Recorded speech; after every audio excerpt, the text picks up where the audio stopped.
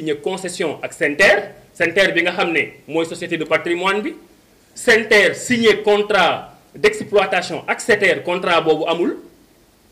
SETER door a signé waat beneen contrat de performance ak SENTER léegi ci seen lettre DCMP boobu tam argument boo xam ne tam argument cuune la nañ ma baal waa SENTER te boo leen xoolee fan yi di ñëw boo leen di dégg ñuy tontu ci loolu la ñuy insister dinañu leen wax ne ñun dañu jàpp ne am nañ contrat ak SETER parce que am nañ avenant numéro 1 boo xam ne d'accordoon nañ ak SNCF avenant numéro 1 boobu ma rappelé leen ne du contrat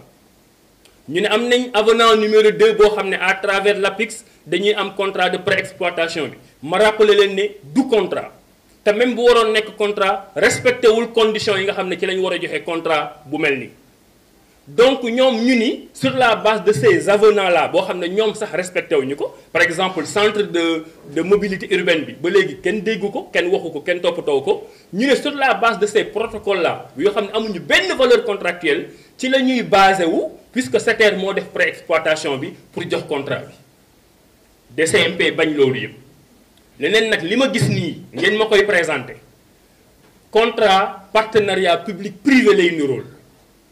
li ngeen bëgg ma defal leen ko contrat d'affermage la gën a nirool mais li ngeen di laaj yéen pour ma defal leen ko contrat partenariat public privé la léegi ci contrat partenariat public privé boobu mu am ñaari aspect bu njëkk bi mooy parce que c'est DCMP dafa leen ne boo leen bëggee yegg fi ngeen bëgg a dem SETER am contrat dafa am foo leen di jaar fi ngeen di jaar dinaa ci ñëwaat bu ci kanamee mais moo wax ne même loolu bu ñu ko defee dañu jalgati yoon scandale la parce que kon loi partenariat public privé boobu ñu bëgg a def porox ndoll ba defal contrat SETER loi boobu mars 2021 bii la existé matagul at alors que waxtaan bi ñuy waxee ne dañuy jox contrat bi SETER protocole 2016 la ak 2017 donc dañu dem ba ngiro ca montage juridique bi ñu doon def ñu ne puisque am nañ loi bu bees xaaral ñu profiter ci loi bu bees boobu dugal ko alors que loi bu bees boobu mars la te lii nga xam ne moom la ñu dig SETER weesu na mars donc mënoo jël une loi de mars 2021 muy couvrir un contrat de pré-exploitation qui date du 25 avril 2017 la loi ne couvre que pour l'avenir donc loolu itam c'est un scandale donc loolu moo leen di wan ne ñoom ngiro nañ solution bu nekk ñu ngi koy wut te xamuñu fan la ñuy jaar loolu lépp pour conforter que ba léegi nii tey SETER amul contrat léegi deuxième élément bi ñu ne leen DCMP ba léegi moo leen di wax ne leen même si par extraordinaire da ngeen bëggoon utiliser partenariat public privé boobu dafa am foo leen war a jaar loi de mars 2021 boobu dañ ne bu dee da nga bëgg def partenariat public privé dafa am structure bu bees bu tudd UNAPP Union nationale d'appui au partenariat public privé ñu ne da nga déjà yow SENTER yaa bëgg jox contrat SETER da nga war a def benn avis préalable c'est-à-dire que SENTER bi nga xam ne mooy ñëw di demander pour ñu defal ko contrat avis préalable am boobu moom gisuñu ko à part ñetti phrase yooyu mu bind ci lettre bi ne waaw tubaab SETER rek moo fi nekk kenn gisul avis préalable bi muy benn première faute. deuxième faute bi ñu ne leen même préalable bu amee da ngeen koy yóbbu ci structure boobu mooy UNAPPP boobu nga xam ne lu bees la boo ko fa yóbboo ñoom dañuy def avis consultatif pour wax la est-ce que la ngeen wax ak SETER yéen mën ngeen ko def wala déet loolu amagul DCMP ne leen il faut ngeen jaar foofu UNAPP boobu balaa muy joxe avis consultatif il faut mu xool offre bi nga xam ne moom la SETER def donc dina xool avis préalable lu SETER xool avis technique bu SETER wax est-ce que SETER li mu wax ci koom-koom mën na nekk buñ paree loolu ñu war a dem ci ministère des finances mu d'accord ñu war a dem ci ministère de l'aménagement du territoire ñu d'accord ministère des finances day xool est-ce que contrat bi am na viabilité économique est-ce que Sénégal mën na ci génne ñu ngi jox SETER te ministère bi waxagu ci ministère des finances waxagu ci aménagement du territoire mooy xool ngeen coow li fi am yépp ci tracé bi ñu dégg bi rek yooyu yépp ñu wax mën na nekk wala mënul nekk tey ba 2022 kenn laajagu leen seen xalaat te génne nañ def nañ travaux yi nga xam ne mën nañu dafa impacté donc processus boobu yëpp boo ko toppee maanaam jàpp nañ ne tey ñu ngi le 23 décembre 2022 ça veut dire que à partir du 23 décembre 2021 du moins procédure bi ma leen wax yëpp donc avis consultatif u SETER ak avis préalable SETER avis technique u avis préalable SENTER avis technique SETER, avis consultatif UNAPP, ce qu'on peut appeler avis de non-objection ministère des Finances ak bu aménagement du territoire yooyu yëpp ak jusqu'au 23 dara commencé gu ci ñu ne nag dañu bëgg ñu jox leen contrat léegi yooyu yëpp boo ko xoolee ma récapituler donc ci aspect juridique boobu moo ci doon gën a gudd ngeen baal ma ça veut dire que am nañ avenant bu njëkk digaate yaa ma neex du contrat ñu am avenant digaate yaa ma neex du contrat ñu bëgg a forcer dem DCMP ñu leen du fi amee léegi nag tey la ñu war a commencer procédure bi nga xam ne day gudd pour mën a jox contrat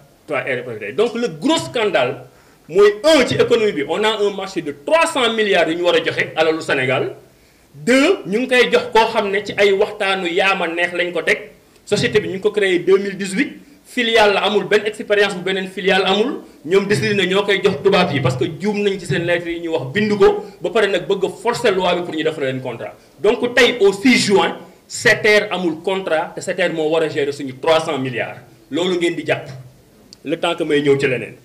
aspect social bi je vais essayer d'aller vite mooy impacté yi man duma porte-parole impacté yi mais sénégalais laa gis naa li ñuy dund dama leen ciy jox benn cas pratique après ñu tiiri ci ay conclusions cas pratique boo xam ne dama ko dund échantillon la xam nga tey booy def sondage yéen journalistes yi xam ngeen loolu mën nga génn ci mbedd bi nga interroger 10 personnes boo paree nga ne les sénégalais ont dit parce que échantillon sondage boobu dafay wane li xew ma jël ci échantillon sondage boo xam ne man dama ko dund dama ko xam parce que kër googu dama fa miin muy benn kër bu nekk cité Sococim Tëngéej nekk samay voisins ma xam leen miin leen depuis plus de 40 ans may dem ci kër googu loolu mooy singulariser tous les abus njombe yi am yépp ci terre sur le plan social ak les impactés kër googu 300 mètres carrés la nekk cité Sococim quartier boo xam ne léegi dëkk bi wër na ko am na valeur ñu doon 5 frères ak 3 sœurs 5 frères ak 3 sœurs muy 5 ménages yoo xam ne ñu ngi dund ci kër gi la moyenne maa ngi jéggalu nag damay joxe ay chiffres nii rek xam naa Sénégal bëgguñu yooyu mais c'est pour donner un exemple mais en moyenne 5 ménages de 5 personnes ñu ngi dund ci kër gi muy un ménage de 30 personnes yuy dund ci 300 mètres carrés ak différents bâtiments ñooñu seen kër c'est un bon exemple parce que moo dendeek raay bi dara amul lu ko séparé ak raay bi donc bu ñuy wax problème de sécurité ku ñu war a teggi ñooñu la ñu war a gën a teggi jëkk a teggi mais ñooñu ba tey ñoom ñoo fa des cundum teggiwuñu leen parce que dañu leen jaay arrogance trouvé wuñu accord ak ñoom te parce que trouvé wuñu accord ak ñoom bàyyi leen fa ça veut dire que question de sécurité ak d'utilité publique yi ñuy wax taxawul mais ma ñëwaat ci exemple bi 30 personnes 6 pères de famille donc 6 ménages une maison de 300 mètres carrés ñu proposer leen pour le bâtiment 38 millions pour le bâti pour le foncier 3 millions donc 10 000 francs le mètre carré dans un quartier de Rufisque boo xam ne am na quand même standing te ñooñu ñu ngi fa dëkk depuis plus de 50 ans parce que fa lañ juddoo seen parents yi ñoo doon liggéey Sococim moom kër yooyu ça veut dire que donc une maison de 300 mètres carrés à Rufisque 3 millions lañ leen doon indemniser ci Dakar Plateau indemnisation yi dem na ba 600 000 francs le mètre carré 600 000 francs le mètre carré 25 kilomètres plus tard 10 000 francs le mètre carré te am na études yu bari yu wane ne ci njombe corruption scandale yi ci am ñoom dañ ko def exprès zone yi nga xam ne dañu wax ne zone yi dañoo cher ñu fexe yokk nombre de personnes yi ko war a bénéficier foofu wala yokk surface yi ko bénéficier foofu boo yokkee surface bi yokk nombre de personnes pour zone yooyu li ngay débourser ci xaalis dafay gën a bari pour zone yi nga xam ne dañ jàpp ne ay zones yu pauvre la comme ay Rufisque comme ay Bargny comme ay Thiaroye comme ay Kër Massar ak feneen ñu leen di defal ay 10 000 francs le mètre carré donc ñooñu tey 38 millions plus 3 millions muy 41 millions pour 5 ménages boo ko diviser woon tey ménage bu nekk moins de 7 millions lay am 6 millions et quelques donc yow nga dëkk sa kër nekk ci sa jàmm ak sa njaboot am fa soxna am fa ay doom di fa vivre depuis plus de 40 ans ñu ñëw teggi la pour des raisons d'utilité publique bëgg la jox 7 millions pour nga dem disparaître dans la nature teguñ ci terrain teguñ ci leneen teguñ ci wax ju neex ba léegi nii tey ñu nga fa toog parce que dañu jàpp ne ñooñu ni ñu waxee ak ñoom seen baat dafa xaw a ñagas exemple boobu moo am Tëngéej moo am Diamaguène moo am Kër Massar moo am Pikine moo am fépp li muy wane te on a les preuves dañ lay woo intimider la boo ñëwee dugg ci biir bureau bi ñu intimider la lii moo fi nekk boo ko signéwul dinañ la dàq génn la sa kër toj kër gi sénégalais yu bëri nag amuñu pexe ñu def profil bas ne lu ñu teg sama loxo rek baax na léegi man la question que je me pose mooy boo demee ci BAD dem AFD ut fa ay milliards nga ñëw ne da ngay impacter terre bi ñu def ko ay barèmes yoo xam ne c'est des barèmes internationaux yow nga ñëw appliquer ay chiffres yoo xam ne ça n'a rien à voir ak barème nekk ay ñoo xam ne amuñu moyen ngay waxtaan ak ñoom di waxaale ba rey leen waa léegi ana koppar ya nekk entre lañ la jox pour barème nga fay ko ak li nga économiser ci waxaale bi loolu mooy le scandale financier boo xam ne moo nekk ci terre bi par rapport aux impactés compte non tenu du fait que nit ñi dañ leen humilier ñenn ñi seen jàngu doom yàqu na ñenn ñi amatuñu fu ñuy liggéeyee et cetera dinañ ci mën a ñëwaat mais famille boobu moo symboliser lépp li xew ci terre bi au niveau social. au niveau institutionnel foofu nag la couleuvre APIX di ñëw APIX mooy buur mooy bummi mooy décider mooy fal mooy xool ku ñuy jox indemnité mooy xool ku ñu dul jox moom mooy gérer différence boobu nga xam ne moom moo ci nekk. Sénégal bu leen fàtte ne dëkku chemin de fer la lu yàgg suñu mbokku bambara yu bëri Mali lañ jógee ñëw Sénégal par le chemin de fer donc du lu bees ci ñun mais pour bañ a yegg lu sori rek avant terre bii di ñëw Transrail daf fi am Transrail ba mu doxul entre Sénégal ak Mali ça c'est pour aller très rapidement am na ci tey au moins 420 salariés de Transrail yoo xam ne ay sénégalais lañ yoo xam ne ba tey seen société mu ngi en liquidation judiciaire te Sénégal waxul ci ñoom yow léegi nga ne da nga am train express régional boo xam ne domaine u raay la nga am une société nationale qui existe déjà nga am ñu fa nekk nga def leen liquidation judiciaire mënoo leen fay on parle de 6-7 milliards du chiffre yu bari nga def 780 milliards ci terre bi tey société nationale des chemins de fer depuis 1 an nommé nañ ko liggéeyul conseil d'administration bi sax mënul réunir schéma institutionnel boobu yëpp plus le ministère des transports nga teg leen de côté pour les beaux yeux de l'APIX pour mu gérer ko noo xam ne moo la neex parce que APIX tutelle am direct présidence de la République lañ koy rattaché donc lépp lu ñuy décider ci terre bi Mountaga Sy ak Macky Sall ñooy toog di pelloo di décider ministre yëgul CETUD yëgul keneen yëgul ñoom ñooy jël seen ay décisions moo tax njombe bu ci am seen responsabilité la ñoom ñooy loolu tey en termes d'équité sociale tey nee nañ ñu terre bi am na 1000 employés ñu ne ñu 1000 employés loolu dinaa ci ñëwaat 16 xaw ma ñoo ci étranger ñi ci des ñëpp ay sénégalais lañ mais sénégalais yi nekk ci biir SETER tey ma leen di féliciter ñun li ñuy wax du contre ñoom te proposition bu ñuy proposer pour que sénégalais yooyu continuer nekk di ci liggéey di daan seen dooleel mais est-ce que mënoo teg un schéma social boo xam ne les 400 et quelques yi nekkoon Transrail nekkoon ci chemin de fer am ci expérience est-ce que mënoo trouver schéma defal leen priorité à l'embauche est-ce que loolu dafa jafe mais parce que SETER bi nga ko jox nga ne société de droit sénégalais te moom moo ko amoo fa ndogal moom mooy bañ loolu tey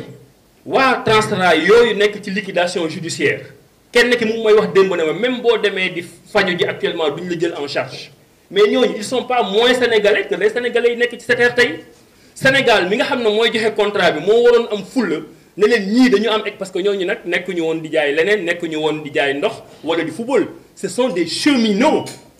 mais ñooñu defal leen priorité à l'embauche ñu dugg mais gouvernement Sénégal amul fulla bu tey ni négocier loolu ci contrat SETER loolu nekk itam un problème boo xam ne mu ngi jóge ci montage institutionnel bi ñu jël lépp jox ko APIX muy buur di bummi dernier point bi mooy le dernier scandale fiscal matagul itam 1 mois donc bi ñu gisee ne ñu ngi jéem a créer société amaguñu société ba tey loolu moom j'y insiste dinaa ñëwaat tout à l'heure bu may récapituler mois de décembre bii passé waa SENTER ñoom ñoo bind seen ministre de tutelle mooy ministre des infrastructures et des transports nekk bindal ñu ministère des finances xam nga waxtaan nañu ak SETER ba joxe marché te amuñu contrat donc SETER jàpp na ne moom mooy gérer 300 milliards léegi ci biir cuune rek encore ñu baal ma ci kàddu gi ñu gis ne la ñu waxaale ñoom ak SETER document boobu nag moom kenn mënu ko gis parce que amul appel d'offre mais ñoom ci seen li ñu bind nee nañ am nañ offre financière u SETER bu ñu ko amee itam c'est pas légal ñoom nag peut-être ñoo toog seen bureau waxtaan ne am nañ offre financière u SETER d'ailleurs bi ñu waxee seen ministre de tutelle ministre des transports pour mu ministre des finances ci lettre bi ministre des finances dafa bind ne le contrat signé entre SETER et SENTER donc ministre bi tam mu ngi wax lu dul dëgg ministre bi mu ngi bind ci courrier wam officiel contrat signé entre SETER et SENTER ça veut dire que dañu jaaxle ba nga xam ne fu ñu amee solution rek baax na mais scandale fiscal bi mooy nee nañ la ñu waxtaan ba nga xam ne léegi TER bi waroon na mën a rentable bañ ko discuter ba pare dañu seetlu ne hors taxe la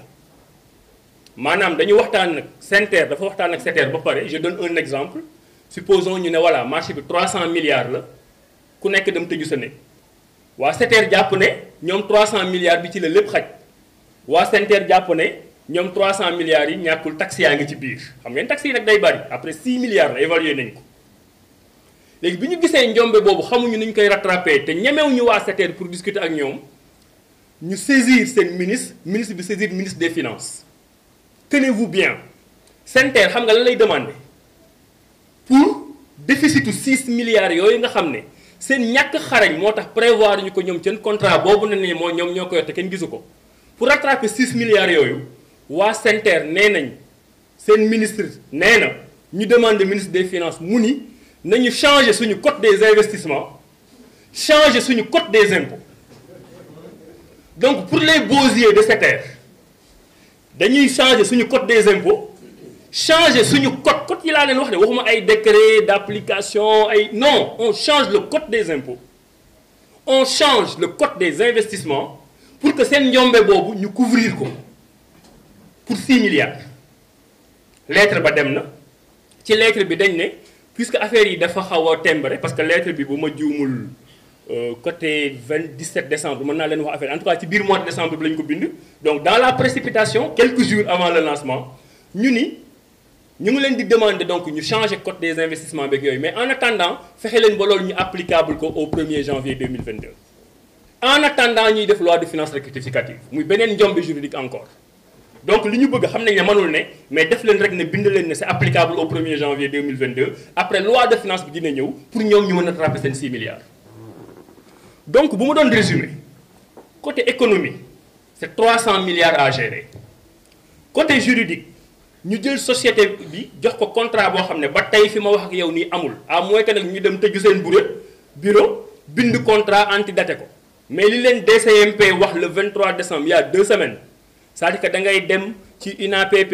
UNAPP def avis consultatif ñu xool yéen seen avis préalable SETER indi avis technique am ñu xool le ministre des finances xool le ministre des transports ñu xool le ministre de l'aménagement du territoire loolu moom c'est pas demain la veille que loolu di pare te ba loolu bu paree la ñuy door a ñëwaat ñu jox leen autorisation pour ñu def contrat partenariat public-privé donc tey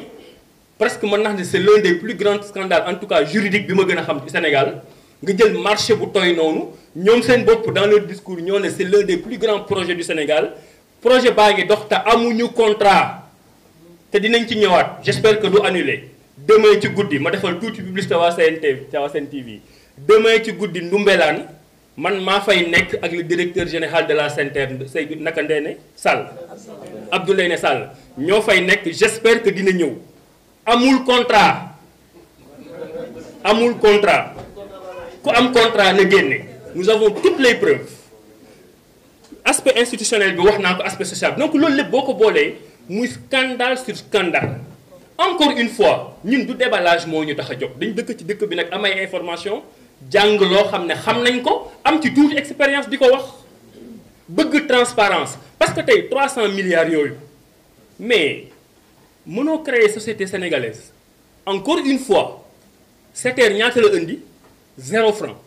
nga créer société bi li ñuy bàkkoo mooy 900 ñaata xawma sénégalais moo ciy liggéey yaa que 16 étrangers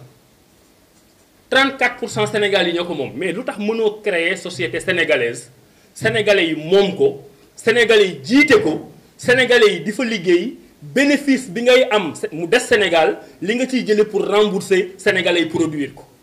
te yomboon na loolu mooy suñu proposition yomboon na parce que SETER bi ñu créé du SNCF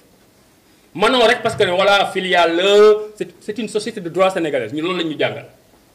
parce que ay filiales yooyu sax boo duggee ci question juridique yi leneen la c'est une société de droit sénégalaise mënoo fi juddu nag novembre 2018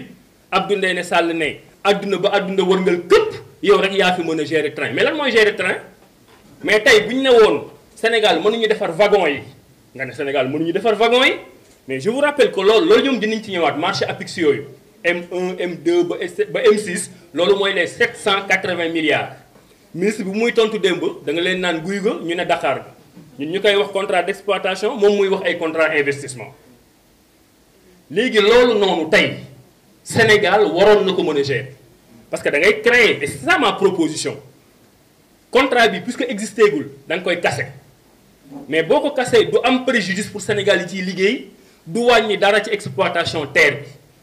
parce que SETER tey moo société volante la moo société bu amul activité ñoo yem encore une fois même les 17 milliards pour ñu def seen ay essais pré-exploitation Sénégal moo ko wuti mais tu casses ça tu casses ce qui n'est pas encore un contrat tu remets les choses à l'endroit nga am une société boo xam ne sénégalais yi ñoo ko moom nga recapitaliser ko loolu la ñu waroon def par exemple ci ndox mi Sen'Eau defuñu ko parce que ñemewuñu boo yoree ndox mi pendant toutes ces années sénégalais yi dem ci ba am expertise ba directeur général SDE nekk sénégalais xam nga SDE nag du ma leen may dara mais côté boobu am na ci foo xam ne tooñ nañ leen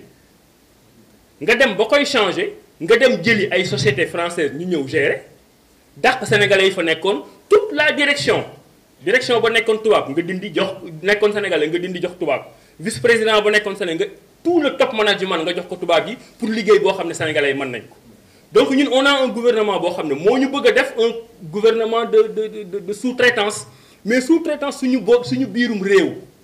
parce que en matière de patriotisme économique man li may wax souvent te awale loolu la wax mooy même loo xam ne mënoo ko mais jël ko nga téye ko sa loxo boo ko téyee sa loxo nga xool ko la ko defal mais mënoo boole ne mënuma ko jël jox ko koo xam ne mënu ko parce que SETER bañ ko joxee mënu ko mais dafa dem ci SNCF mais société sénégalaise tey mënul dem moom ci sa SNCF wala ci keneen SNCF wan ko ni ñuy doxale ma terminer fa may conclure ci transfert de technologie en amont foofu la ñuy wax waa APIX ak Mountaga ñi nga xam ne ñoom ñoo ko gérer bëgg nañu ñun gis les clauses de transfert de technologie chinois yi xam nga lu ñu rawee la plupart du temps les chinois ne font pas une offre et un contrat yu mel noonu 2 fois bu ñu ne mënuñu train fay la ay milliards pour nga defal leen train dañ ciy bind ne boo leen jaayee train na nga leen jàngal nan la ñuy defalee train loolu moo tax dans 10 ans bu ñuy defaat train bu ñu ñëw ci yow mas nañ ko def ak français yi di xoggale ko ñu ne leen fa ñukk dem wuti keneen ba français yi xam ne dañ nar a ñàkk lañ ñëw accepter condition yooyu donc ci contrat yooyu mooy M1 ba M6 ba ci raam yi bëgg nañ xam yan clause de transfert de technologie moo ci nekk pour que suñu jeune ingénieurs yu xarañ yi nekk biir SETER te war a toog biir SETER ëllëg ñoom ñu mën a defar loo xam ne dañu ko jënd ci France loolu ñu ngi koy question boobu ñu ngi koy posé mais di gën a scandaleux te loolu du transfert de technologie assistance technique la moom la ñuy woowee savoir faire gis nga même contrat bi ñu bëgg a jox SETER xam nga ñu ngi naan di ko bàkkoo naan dañuy def contrat 5 ans au fur et à mesure bu sénégalais yi di man bon ñuy dindi tubaab yi au fur et à mesure di ko bàkkoo mais même noonu ñuy jàngale biir sénégalais yi ci biir SETER te sénégalais yi bokk SETER loolu dañ koy fay tubaab yi alors que tubaab bi yaa leen jox condition pour mu jàngal la contrepartie bi warul nekk nga fay ko pour mu jàngalaat la mais contrepartie bi mooy dama la jox contrat léegi ci biir contrat puisque amal naa la teraanga bi mooy nga jàngale ma nan laa koy doxale mais même loolu dañ koy fay donc scandale économique 300 milliards scandale juridique amul contrat scandale social famille yu bari actuellement dañ leen humilier jàppatuñ ci dara indemnisation bi nga xam ne dañ ko waroon jox avant joxuñu leen ko à temps te bañ leen koy jox matul scandale institutionnel parce que APIX moo ci nekk buur ak bummi di pelloo ak présidence ak Macky Sall scandale yëpp foofu la jógee scandale fiscal parce que ci biir cuune gi